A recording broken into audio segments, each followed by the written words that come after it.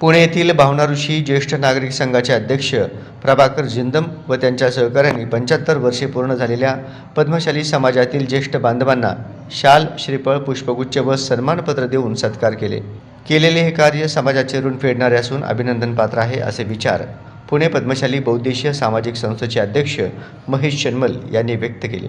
भवानी पेठ येथील विठ्ठल मंदिरमध्ये झालेल्या कार्यक्रमास पद्मशाली पंच कमिटीचे विद्यमान सरपंच अध्यक्षसह प्रमुख अतिथी म्हणून उपाध्यक्ष असलेले उद्योजक विक्रम विलाससागर उपस्थित होते।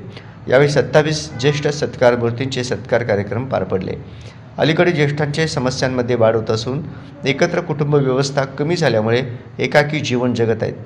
महाराष्ट्रात 700 पेक्षा जास्त वृद्धाश्रम असून गरीब कुटुंबापेक्षा श्रीमंतीत जगणाऱ्या कुटुंबात ही संख्या अधिक आहे, अशी माहिती अहिल्यानगर येथील श्री लक्ष्मी महिला पतसंस्थेचे संस्थापक व गृहनिर्माण क्षेत्रातील जाणकार श्री नारायणराव बोरा यांनी आपल्या भाषणात सांगितले व या प्रश्नाकडे गांभीर्याने पाहण्याचा व त्यावर उपाययोजना करण्याचे सुचविले। संस्थेचे ज्येष्ठ सामाजिक कार्यकर्ते शंकरराव मुत्याल यांनी प्रत्येक सत्कार मूर्तीचे कार्य, परिचय व कौतुक करून सन्मानित केल्यामुळे श्रोत्या वर्गात आनंदाचे वातावरण पसरले होते। त्यांच्या कुटुंबातील मुले, सुना, नातू, नाती, इतर व्यक्ती भारावून गेल्याचे दिसले। या क्षणाची आठवणीसाठी प्रत्येकाने आपल्या मोबाईलमध्ये फोटो काढून घेतले।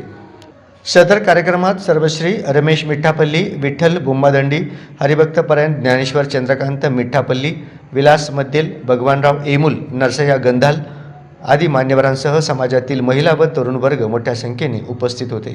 कार्यक्रमाचे सूत्रसंचालन महिला कार्यकर्त्या सौ नंदा गरदास यांनी व आभार श्री दीपक रामदीन यांनी मानले।